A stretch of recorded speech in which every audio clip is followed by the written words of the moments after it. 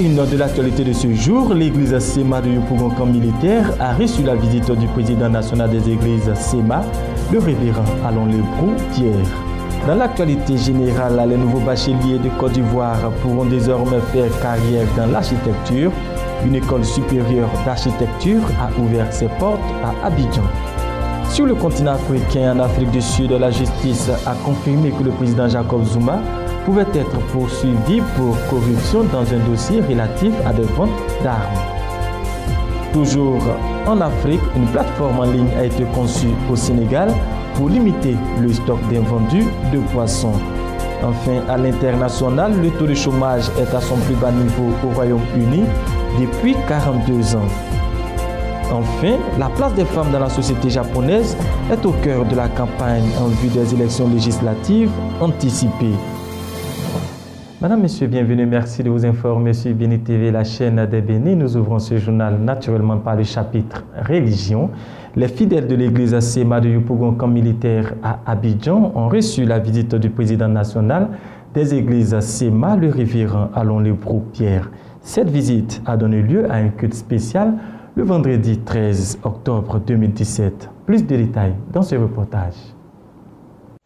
L'église SEMA de la commune de Yopougon Camp Militaire a vécu un moment fort, un moment fraternel et aussi festif à la gloire du Tout-Puissant. Le temple Shiloh a abrité la cérémonie qui marquait la visite du président national dans le district de Yopougon Camp Militaire, le vendredi 13 octobre 2017. Plusieurs articulations ont meublé ce grand programme, à savoir les cantiques d'ensemble, la prière d'invocation, la louange, suivi du mot de bienvenue du surintendant du district de la commune de Yopougon. Un événement dont il n'a pas été indifférent. Nous avons l'opportunité de recevoir le président national des églises SEMA de Côte d'Ivoire qui nous rend visite pour communier avec nous, mais surtout il nous rend visite parce qu'il a le souci du bien-être de la population de l'Ouest, particulièrement à Guiglo. Donc il nous faut prier. Lorsque les chrétiens se mettent à genoux, il y a la paix qui revient. La paix commence d'abord dans les cœurs. Et c'est Dieu qui parle au cœur, c'est Dieu qui touche les cœurs. C'est pourquoi il faut interpeller les chrétiens. Au lieu de s'affoler, au lieu de rentrer dans cette tristesse, il faut qu'ils comprennent qu'ils ont le Dieu vivant, le Dieu de paix avec eux. Jésus l'a dit avant de partir. Il dit, je vous donne ma paix. Autrement dit, il a la paix. Si nous l'invoquons, il nous la donnera. Des moments bien donnés et bien enlevés, temps de communion avec le Saint-Esprit et le temps de la parole, qui est le socle de la vie chrétienne, était de mise, et le révérend Lebrou Pierre, président de l'église SEMA de Côte d'Ivoire, a donné les oracles du Seigneur. Un message qu'il a bien distillé au peuple.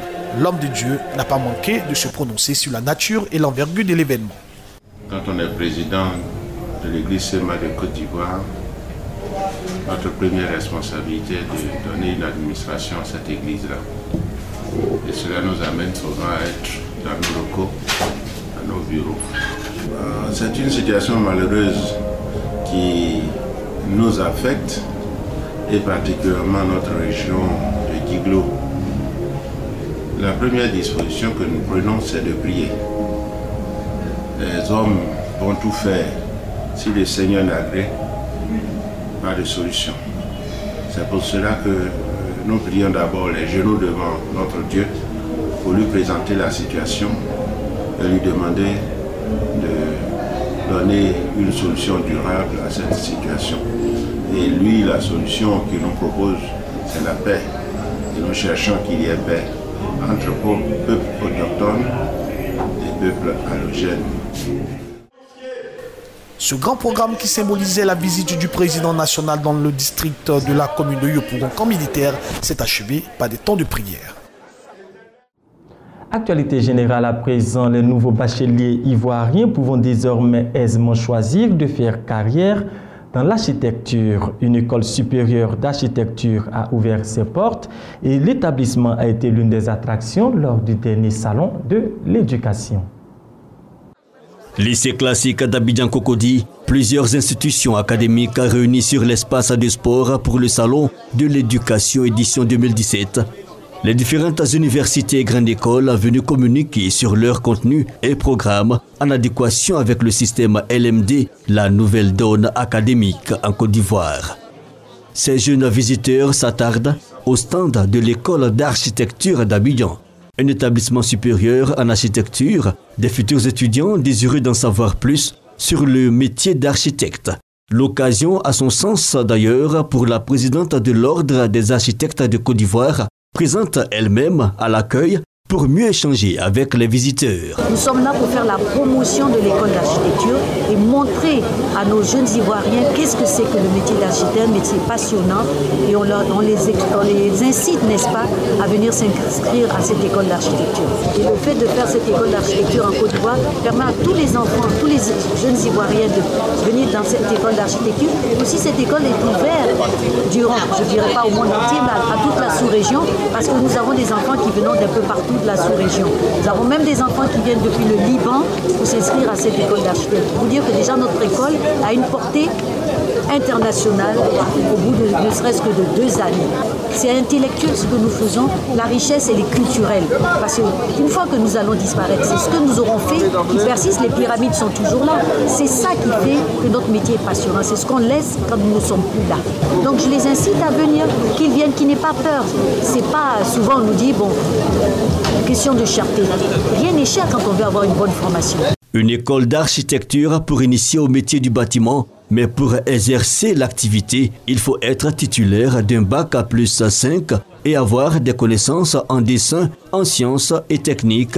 L'accès aux écoles d'architecture se fait sur concours après le bac. Éducation toujours, le lycée classique d'Abidjan, l'un des établissements d'excellence en Côte d'Ivoire, a célébré ses meilleurs élèves, ceux qui se sont distingués lors des examens scolaires.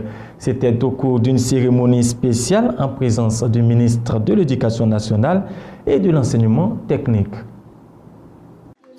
L'excellence célébrée au lycée classique d'Abidjan-Cocody, l'établissement scolaire après la période des labeurs, met sous les feux des projecteurs ses meilleurs élèves, surtout ceux ayant obtenu le plus grand nombre de points aux derniers examens. Distinction, mais aussi conseil aux enfants à maintenir le cap, celui de l'excellence, des recommandations faites par le représentant du ministre de l'Éducation nationale et de l'enseignement technique. Mesdames et messieurs, je voudrais maintenant féliciter chaque lauréat. Je veux féliciter tous ces élèves qui ont réussi avec brio ce baccalauréat 2017. Tous, vous méritez notre admiration. Ce que vous avez accompli là, c'est exactement ce que nous attendons de vous. Merci d'avoir joué sincèrement, à fond, toutes les cartes que vous avez eues en main. On vous l'a dit, ce n'est que le début. Mais tel que vous entrez, il n'y a pas de doute. Vous allez en sortir victorieux. C'est en tout cas le souhait de Madame le ministre, c'est moi ce qu'elle m'a demandé de vous répéter ici. L'excellence, c'est aussi amener les élèves à être des acteurs pour la protection de l'environnement. C'est le sens de ce planting d'arbres initié pour l'occasion par le maire de la commune de Cocody. Donc je suis très heureux, puisque mon projet, et voilà, le lycée est en train de mettre en œuvre mon projet. Cocody Cité Verte, huile de carbone. Parce que ce projet-là, c'est mondial. Vous savez, avec le changement climatique, nous sommes obligés de faire attention. L'homme détruit. Mais pour construire, c'est difficile. Et je pense que ce projet va nous amener à terme à séquestrer plus de 60 milliards de tonnes équivalent carbone par an. Donc, je félicite le lycée, le proviseur et Madame la marraine de la promotion d'avoir initié ce planting de palmiers, machin. Je demande, je lance un appel à tout le monde qu'il faut que chacun prenne soin de son environnement. Et Cocody, bientôt, chaque habitant va planter son arbre. Une action soutenue par la marraine. Je remercie le directeur général du CNRA, le Centre national de recherche agronomique, monsieur le professeur Ité Wombe, qui a accédé à notre demande en nous offrant gracieusement 150 plants que nous allons mettre en terre pour la création d'un espace vert comme contribution à la conservation de l'environnement. En effet, monsieur le professeur Ité Wombe nous a offert 50 plants de palmiers venant de Lamé, 50 plants de caféiers et 50 plants de cacaoyers en provenance d'Abangou. Protéger son environnement, mais savoir aussi se donner un brin de rafraîchissement. Le gala des élèves a aussi été l'occasion pour la prise de bonnes résolutions. Car après la période scolaire va s'ouvrir celle de l'enseignement supérieur pour ses élèves. Environnement, la directrice générale de Earth Right Institute, une ONG américaine spécialisée dans la lutte pour un environnement sain, était récemment en Côte d'Ivoire où elle a eu une séance de travail avec le conseil municipal de la commune de Cocody. Plus de détails ici dans ce reportage. Gweke Anorouye, directeur général de Earth Right Institute, ONG américaine, est à Abidjan à l'invitation du maire de Cocody, Ngouaka Mathias. Lutte pour le changement climatique, c'est le sens de la visite de l'experte américaine de l'environnement. Une semaine durant, Gweke Anorouye et sa délégation vont s'imprégner des réalités environnementales de la commune de Cocody. C'est important que nous sommes ensemble et faisons la collaboration. On vient ici comme une partenaire, pas seulement en États-Unis, en Europe, mais par tout le monde. Et Cocody, c'est une grande opportunité. Le climat, qui relevait des données purement scientifiques, ne peut plus répondre à partir de ces données aux questions des changements climatiques. Ce n'est pas possible. Il faut qu'il y ait le politique. Les grands ténors, qui depuis la COP 15 jusqu'à la COP 21, avec François Hollande, s'en vont. Il y a donc un vide qui est là. Et ce vide, s'il n'est pas européen, on peut le chercher ailleurs. On peut le trouver en Asie, dans n'importe quel continent. Mais nous avons préféré, au niveau de Earth Right, qu'il vienne de l'Afrique. Et à partir de l'Afrique, de la Côte d'Ivoire. Et l'homme qui répond, c'est le maire de Cocody. Alors c'est celui-là qui devient le nouvel homme, pour nous, au plan mondial, capable d'apporter une réponse aux questions climatiques. C'est le premier maire en Afrique comme dans le monde à avoir pris ce risque-là. Il faut donc l'accompagner. Suivi des différentes rencontres avec des autorités ivoiriennes et des institutions spécialisées dans la lutte contre le changement climatique. Au-delà de la commune de Cocody, c'est la Côte d'Ivoire qui tire un avantage de cette visite. Earth Right Institute entend s'appuyer sur la commune de Cocody et son maire pour atteindre l'Afrique et le monde pour un environnement sain et durable. Santé à présent, à Daloa, dans l'ouest de la Côte d'Ivoire, des milliers de moustiquaires imprégnés d'insecticides seront distribués aux ménages selon les autorités sanitaires locales. Le lancement officiel de la 3e campagne de distribution gratuite de moustiquaires a récemment réuni tous les acteurs de la santé à Daloa. Le top départ de la 3e campagne nationale de distribution des moustiquaires imprégnés a été donné à Daloa par la secrétaire générale de la préfecture en présence des autorités administratives, traditionnelles et politiques. Le directeur départemental de la santé, Dr Goun Honoré, a saisi cette occasion pour expliquer le mode opératoire de cette distribution. Nous avons eu un dénombrement et sur 2 modes opératoires, soit unité de couchage ou bien la population déclarée au niveau des ménages. Mais il s'est trouvé que nous utilisons le mode opératoire unité de couchage. C'est-à-dire que si vous déclarez que vous avez 5 lits chez vous, on vous donne 5 moustiquaires alors que vous êtes 20 personnes. Le paludisme constitue un problème de santé en Côte d'Ivoire. Il représente les 43% des motifs de consultation dans nos formations sanitaires. En tout cas, malgré ces mesures prises, le palu reste toujours la première cause des consultations au niveau des structures sanitaires. Le conseil, c'est de dormir sous le moustiquaire, de nettoyer son milieu de vie, d'assainir. Voilà, c'est les 2 moyens de prévention. Voici les raisons d'une distribution à travers tout le pays. Et Daloa précisément, plusieurs centres de distribution sont disponibles et ce pendant 5 jours. La secrétaire générale a saisi l'occasion pour inviter les populations à effectivement utiliser les moustiquaires qui sont gracieusement offertes dans l'optique d'un avenir sans décès dû au paludisme dans la région du Haut-Sassandra. Ouvrons à présent la page africaine de notre session d'information en nous rendant directement en Afrique du Sud, où la justice a confirmé que le président Jacob Zuma pouvait être poursuivi pour corruption dans un dossier relatif à des ventes d'armes ouverts contre lui il y a une dizaine d'années. Et l'opposition sud-africaine se réjouit de cette décision de justice. La justice sud-africaine a confirmé vendredi que le président Jacob Zuma pouvait être poursuivi pour corruption dans un dossier relatif à des ventes d'armes ouvertes contre lui il y a une dizaine d'années. La Cour suprême d'appel de Bloemfontein a rejeté un appel du chef de l'État contre la décision de relancer contre lui 783 inculpations de corruption, fraude fiscale et extorsion de fonds. L'actuel chef de l'État est accusé d'avoir touché, alors qu'il était vice-président, des pots de vin pour un contrat d'armement de 4,2 milliards d'euros signé en 1999 par l'Afrique du Sud avec plusieurs entreprises européennes. Une décision qui intervient alors que depuis 2009, le principal parti d'opposition, l'Alliance démocratique, essaie d'obtenir la réouverture du dossier. Nous sommes ravis, d'une part parce que nous luttons contre cette affaire depuis 8 ans et demi. Nous avons demandé à chaque tribunal de décider que M. Jacob Zuma soit poursuivi. Il va maintenant être poursuivi en justice.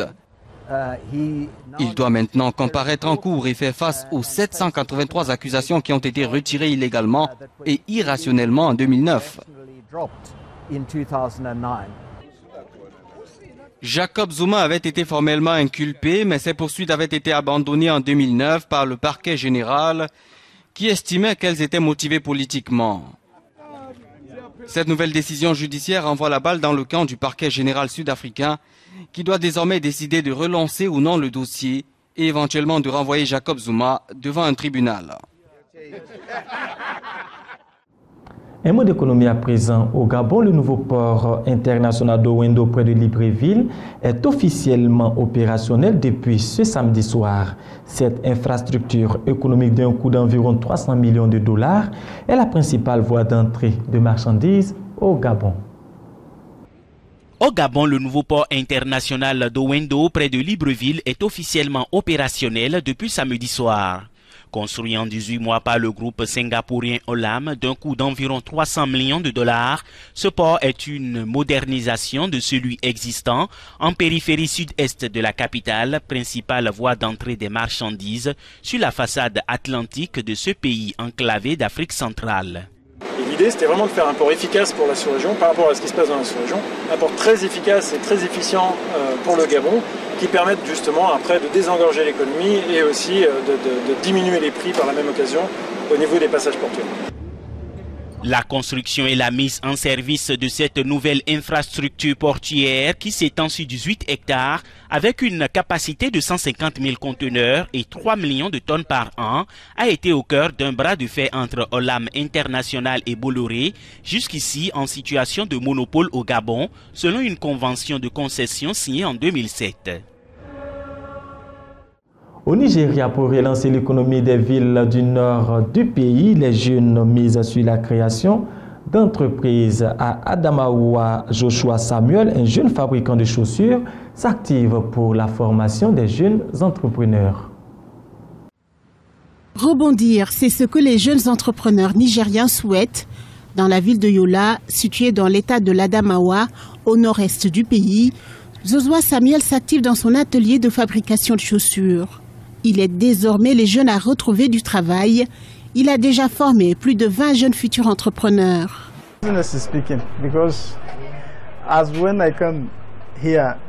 Les affaires se normalisent. Quand je suis venu ici durant l'insurrection, les gens n'avaient pas de travail. Maintenant, les clients commencent à revenir. Ils admirent nos chaussures et les affaires reprennent petit à petit. 2 jeunes sur 2 de moins de 24 ans sont sans emploi dans la ville de Yola. Ce chômage est dû aux troubles causés par le groupe islamiste Boko Haram dans le pays en 2015, qui a affecté le secteur de l'économie. Depuis, la plupart des jeunes entrepreneurs ont repris leur activité commerciale. Maintenant que nous avons traversé ces périodes d'insurrection difficiles, les gens ont subi les conséquences de cette situation. Je pense que les jeunes commencent à réaliser qu'on ne peut pas croiser les bras, s'asseoir et attendre que les choses soient servies sur un plateau d'or. C'est pourquoi lorsque la situation sécuritaire a été rétablie, les gens ont commencé à s'organiser et à acquérir des compétences. À travers cette reprise d'activité, Josua Samuel espère faire progresser son entreprise et solidifier son chiffre d'affaires.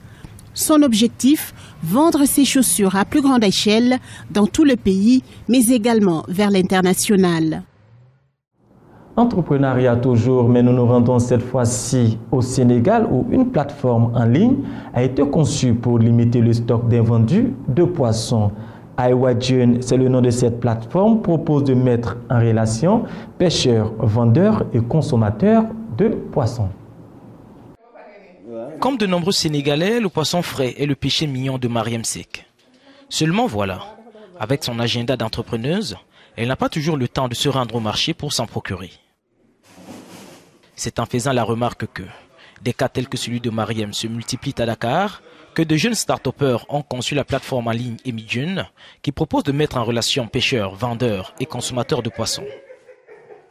J'allais souvent au marché de Soumbedjoun le soir ou alors au marché Castor pour essayer de trouver du poisson, qui n'était pas très évident parce que je ne trouvais pas forcément ce que je voulais. Il fallait passer beaucoup de temps à marchander, etc. En utilisant iWajun, je sais exactement ce que j'achète, à quel prix. Et en général, j'appelle, demande et je demande s'ils ont les poissons dont j'ai besoin. Et j'ai immédiatement le produit dont j'ai besoin et à un prix que je trouve raisonnablement convenable. Emidjun surfe sur le succès croissant des initiatives de commerce électronique au Sénégal. Le principal intérêt de la plateforme est qu'en plus de faciliter la vie aux clients, elle est aussi une opportunité pour les vendeurs et les pêcheurs, explique Malik Biran, l'un de ses cofondateurs. Donc, cette plateforme iWajun a été lancée au mois de septembre 2015 à la suite d'une étude qui est réalisée sur le marché de la distribution et des produits halieutiques.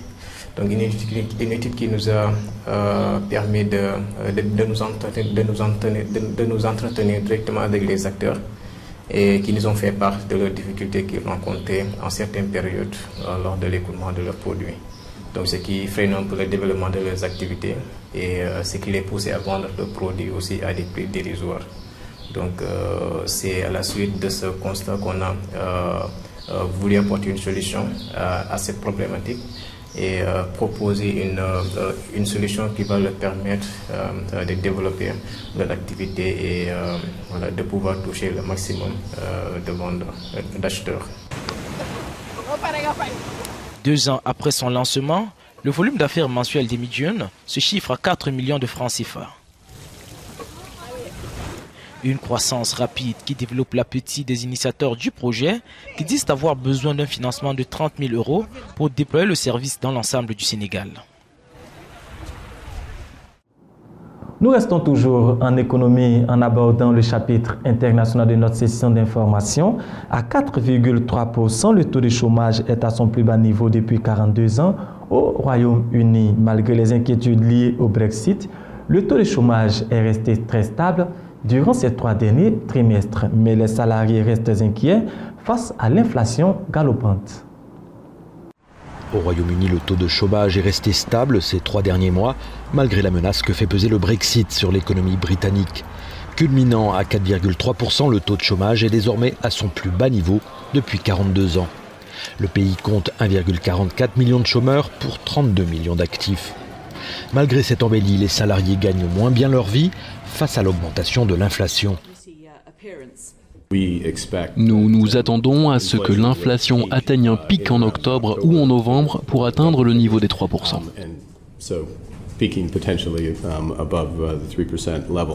L'augmentation de l'inflation devrait ensuite refluer progressivement. Nous sommes toujours confrontés à un compromis entre une inflation supérieure à la cible et la nécessité de soutenir cette attente pour accompagner les emplois et l'activité. Outre l'inflation, la Banque d'Angleterre doit aussi faire face à d'autres incertitudes, le ralentissement de l'économie, la baisse de la consommation des ménages et le déclin des investissements au Royaume-Uni. Un réseau qui revendait au noir du gasoil de mauvaise qualité en Italie, en France et en Espagne a été démantelé par la police italienne. Ce gasoil distribué au marché noir est une contrebande qui provient de la Libye. Un trafic de gasoil libyen démantelé en Italie. Après un an d'enquête, la police italienne a annoncé avoir démantelé un réseau qui revendait du gasoil libyen de mauvaise qualité dans les stations-service en Sicile et jusqu'en France et en Espagne. Un gasoil destiné aux navires prélevé dans les cuves de la raffinerie de la compagnie nationale libyenne de pétrole et mélangé à d'autres pour être distribué au marché noir en Europe. Ce pétrole liquide contient moins d'1% de sulfure. Il devrait être utilisé pour le soûtage, le ravitaillement des navires. Au lieu de cela, il était distribué dans les stations-service à travers ce réseau illégal. Beaucoup d'entre nous auraient pu l'acheter involontairement alors que ce n'est clairement pas un carburant à utiliser pour nos voitures. Des mandats d'arrêt ont été lancés hier contre 2 Italiens, 2 Maltais et 2 Libyens. En un an, 30 voyages ont été repérés. Les trafiquants ont importé pour 30 millions d'euros de gasoil. Ce trafic aurait permis de générer une fraude à la TVA de 11 millions d'euros en Italie. D'un bout à l'autre du globe, nous nous rendons au Japon pour refermer ce journal. La place de la femme dans la société japonaise est l'un des sujets les plus importants qui marque la campagne en vue des élections législatives anticipées dans ce pays. Le Premier ministre Shinzo Abe a été obligé de prendre en compte cette thématique face à la gouverneure de Tokyo, Yuriko Koike. Ce jour-là, ils ne sont qu'un petit groupe de parents, mais leurs ambitions sont grandes. À quelques jours des élections, ils cherchent à trouver la meilleure manière de faire passer leur message. On examine les programmes électoraux pour regarder quel parti investit le plus dans la politique de la petite enfance. Parce que le seul pouvoir que l'on ait, c'est le droit de vote. Voter pour que les femmes puissent enfin concilier vie familiale et vie professionnelle. Il y a un an, ils ont lancé une pétition pour faire pression sur le gouvernement et débloquer 10 milliards d'euros pour la création de crèches. Aujourd'hui, 40% des femmes quittent leur travail après leur premier enfant. La nouvelle norme aujourd'hui, c'est que les 2 parents travaillent et gagnent le même salaire. Ce n'est donc plus un problème de femmes, ça concerne aussi les hommes. Dans le programme du Premier ministre Shinzo Abe, la politique consacrée à la prise en charge de la petite enfance occupe une place centrale. Le gouvernement espère encourager les femmes à travailler et freiner ainsi la pénurie de main-d'œuvre. Mais dans la rue, ces annonces peinent à convaincre. J'aimerais pouvoir concilier vie de famille et vie professionnelle, mais j'ai le sentiment que cela risque d'être difficile étant donné la situation. Il y a beaucoup de stigmatisation contre les femmes qui travaillent. Il faut que ça change.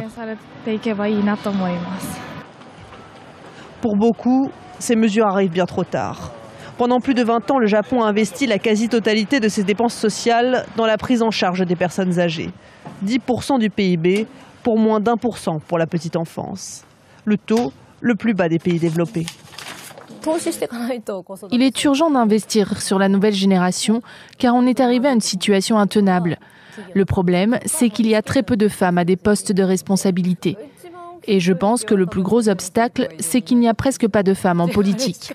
Le Parlement japonais ne compte que 10% de femmes. Elles sont un peu plus de 200 à se présenter à l'élection législative ce dimanche et tenter de faire bouger un pays encore largement dominé par les hommes.